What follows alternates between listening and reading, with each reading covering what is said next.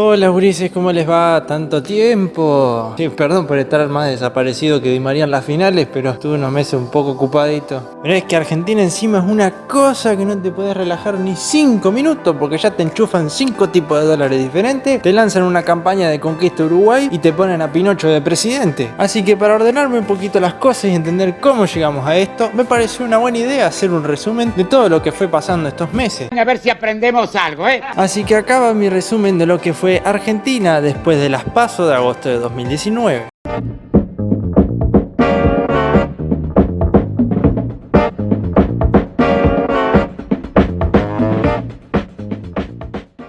Con intro y todo viene. Y obviamente este resumen lo vamos a tener que arrancar contando lo que fue la semana después del desastre. Y claramente el mayor impacto que tuvo ese resultado fue en la parte económica. La subida del riesgo país, la caída de los valores de la bolsa, la subida del dólar y todo lo que cualquier persona con todo dedo de frente sabe, ¿no? Pero ojo, porque ahora parece que quieren instalar la idea de que antes de las PASO estábamos camino a ser Suiza. Y esto no puede estar más lejos de la realidad. Porque ahora parece que se olvidaron que fue el mismo gobierno de Cambiemos el que, por ejemplo, decidió volver a las retenciones agrarias, estableció un nuevo tipo de cepo, además de que hizo todo lo posible por hacer que el gasto público siga subiendo. Así que suponiendo que hubiese ganado Macri, tampoco que estábamos para andar tirando manteca al techo. Lo único que hizo el triunfo de Albertito fue acelerar todo el descalabro económico que ya se venía. Y bueno, el resultado en sí, la verdad, fue la crónica de una muerte anunciada. Y es que la verdad siempre dio la sensación de que estuvieron un paso atrás del kirchnerismo, o 20 pasos atrás mejor dicho. Empezando primero habiendo dejado que se desdoblen prácticamente todas las elecciones provinciales, y no solo eso, sino que en varias de ellas tirándose a perder directamente. Esto es algo que se venía advirtiendo meses antes incluso de las elecciones de agosto.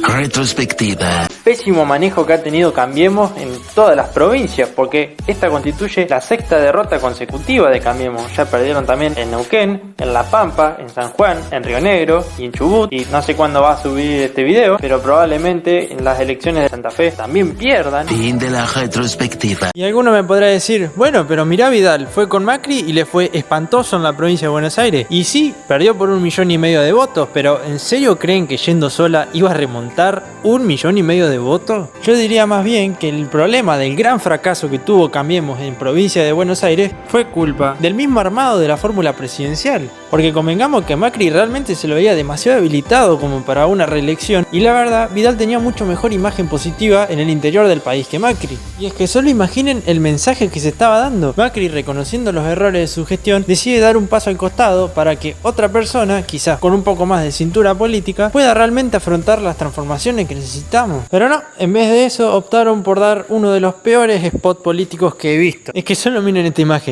Macri por la reelección a la presidencia, Vidal por la reelección en Buenos Aires y Larreta por la reelección a la ciudad de Buenos Aires. Y después te ponen Cambiemos, o bueno, junto por el cambio, lo mismo. Uno se queda así como Really, nigga? pero bueno, está bien, supongamos que Macri tenía que ir sí o sí de presidente porque era la cara visible de la alianza, porque era el representante del cambio, no sé, póngale el verso que se les ocurra meterle. Pero ahora, ¿quién explica el haber puesto a Pichetto de vice? Y es que en todo momento siempre dio la sensación de que estuvieron esperando a ver qué hacía Cristina para ver qué hacían ellos. Porque claro, nadie estaba seguro de si Cristina se iba a presentar o no. Y cuando ella nombra a Alberto como presidente, énfasis en Cristina nombra a Alberto como presidente, todos se quedaron como... Y es que claro, ¿quién se iba a imaginar que Cristina iba a poner de presidente a alguien que la criticó tan duramente como Alberto Fernández? Hay un tercer mandato donde uno ya no encuentra elementos para ponderar. Es definitivamente un mal gobierno. Toda su acción institucional es deplorable. Todo lo que hizo en materia judicial es deplorable. Toda su intromisión en la justicia es deplorable. Pero bueno, esas son conclusiones que sacamos nosotros. En realidad a la gilada de eso le importa 3 carajos. Y después me imagino la reacción del Troll Center más o menos así. ¿Han visto la noticia? Cristina ha puesto a Alberto como presidente. Entonces, nosotros también debemos poner a alguien que haya sido crítico con Macri para vicepresidente. Pero, ¿quién puede ser?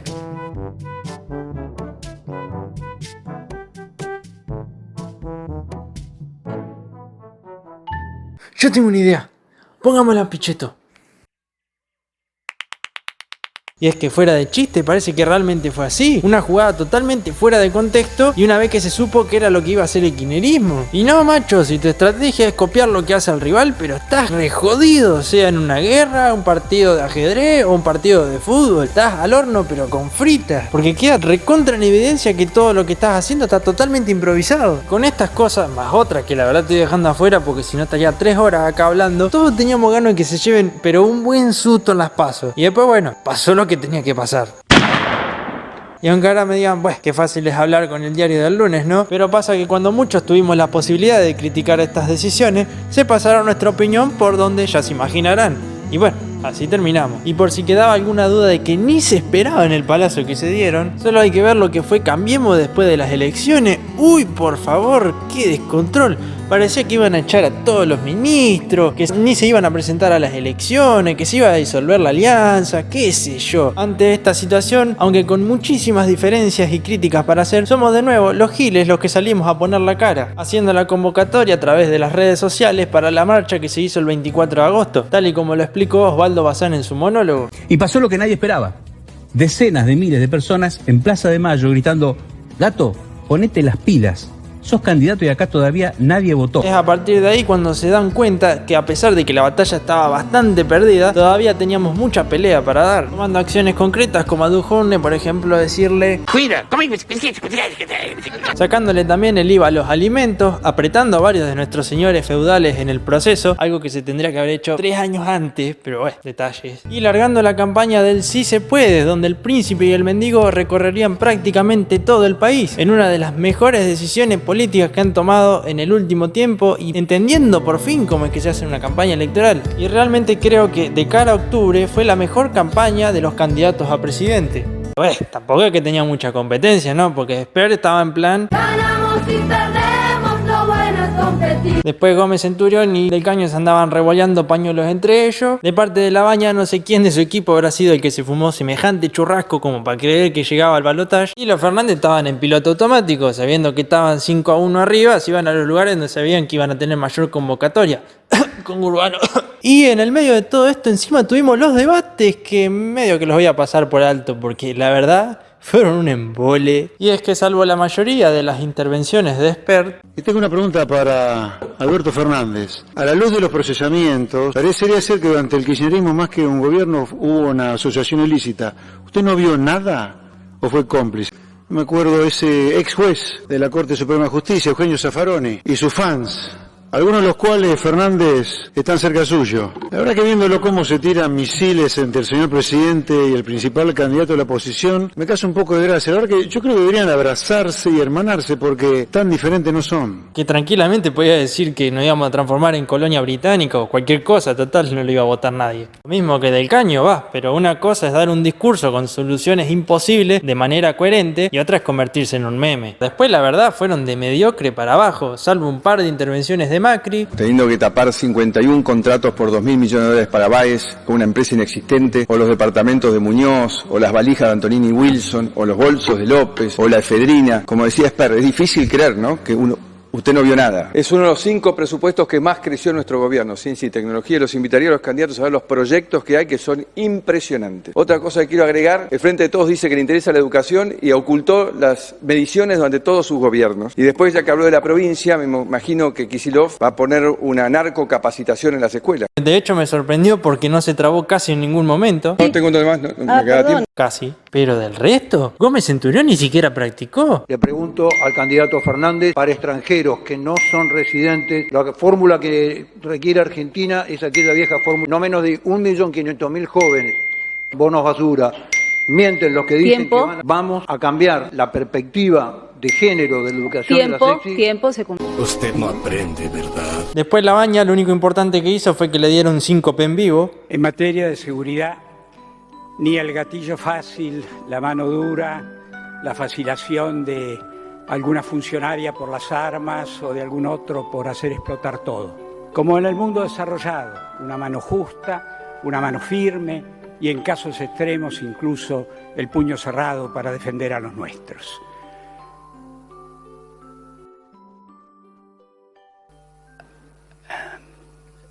Esta es...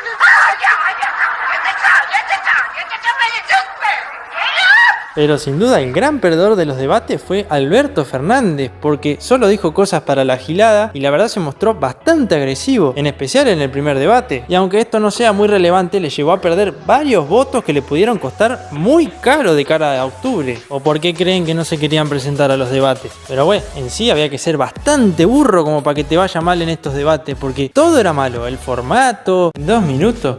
¿Qué puede explicar en 2 minutos? Literalmente es una carilla y media con suerte. Y después los temas, algunos estaban bien, otros eran unas mezclas raras. Y después estaban esos 30 segundos de preguntas que en realidad no eran preguntas porque las contestaban si querían. No sé, un bolazo. Lo que sí disfruté fue que a los periodistas los hayan dejado prácticamente pintados, porque su único aporte fue decir quién hablaba y por cuánto tiempo. Porque creo que representa perfectamente lo que han sido este último tiempo, donde únicamente se han dedicado a llorar por pauta oficial o besarle los pies a cualquiera que le tire unos manguitos. Y hay muy pocas excepciones de verdaderos periodistas que se dedican a las cosas importantes. Así que si alguno de ellos se molestó por ese rol que les dieron, y por algo habrá sido. Ah, y prohibido olvidar de Laura Santillán de en pedo el primer debate. Por el reglamento del debate, ahora vienen unos 30 segundos para cada uno de los candidatos donde van a poder responder, rebatir, intercambiar e incluso cerrar sus conceptos si así lo desearan. 30 minutos para cada uno. 30 segundos, Juan 30 José. segundos. Ay, ¿para qué te traje? El turno son 45 segundos, José Luis. 30, ¿no? 30 segundos. Aprendete la letra, pescado. Y decía que no iba a hablar de los debates y acá estuve como 10 minutos. Pero bueno, no importa, sigamos. Cuestión que entre medio de estos dos bodrios que nos tuvimos que comer, pasaron 3 cosas que hicieron que al kirchnerismo le diera Un susto. Por un lado tenemos la paliza que le pegó Suárez a Fernández en las elecciones a gobernador en Mendoza, donde ganó por más del 50% de los votos, además de un par de derrotas del kirchnerismo en algunos centros de estudiantes, así como también la paliza que le pegó Sanz al frente de todos en la elección de gobernador de Salta, que bueno, en realidad Sanz patea para cualquier lado, pero había que agarrarse de algo. Y después tenemos lo que fue la campaña del Sí se puede en la ciudad autónoma de Buenos Aires, en una de las mayores convocatorias de la historia del país, comparable a la del 8 de noviembre del 2012, por ejemplo. Y así llegamos a las elecciones de octubre, que aunque se sabía que realmente se necesitaba un milagro para dar vuelta a este resultado, la esperanza era lo último que se perdía. Y bueno, la verdad, del resultado en su momento le dediqué un par de tweets y bueno...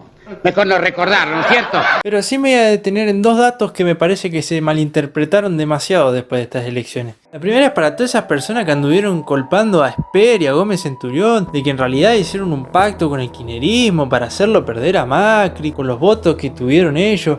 A ver, ¿ustedes en serio se están escuchando? Entre Gómez Centurión y Esper no sacaron juntos ni el 5%. Ni el 5%.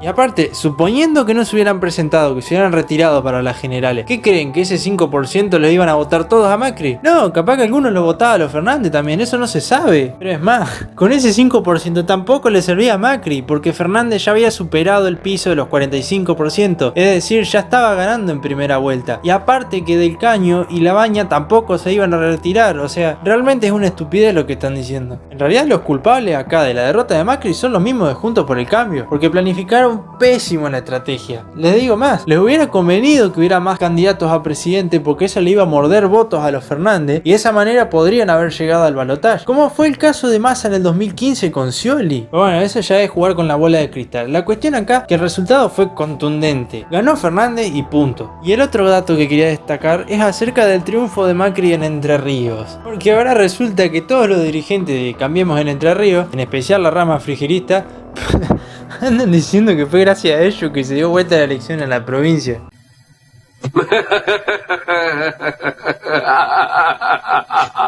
Es una broma, ¿verdad? Porque es lo más estúpido que he leído. Miren, se lo voy a decir simple. Si hubiera sido por ustedes, en vez de perder por 20 puntos como perdieron en las provinciales en mayo, hubieran perdido por 25. Además, no sé qué tanto festejan, porque en las pasos nacionales habían perdido por 9 puntos. Y después en las generales Macri ganó de pedo, ganó por menos de 2000 votos. Y eso en realidad fue gracias a todas las marchas del Sí se puede y las movilizaciones en apoyo a Macri, en las que ustedes no tuvieron nada que ver. Pero bueno, dejando de lado el tema tema de las elecciones y avanzando con nuestro repaso, el periodo entre los dos gobiernos, la verdad, poco para destacar, así que directamente me voy a pasar a lo que fue el traspaso, en el que, aunque como siempre tuvo que aparecer alguien a dar la nota, sinceramente prefiero quedarme con los aspectos positivos de este traspaso. Claramente el primero es que Macri haya sido el primer gobierno no peronista en terminar su mandato en 91 años, no solo eso, sino que también fue el primer traspaso presidencial entre dos presidentes de distinto partido desde 1916, es decir, hace 103 años,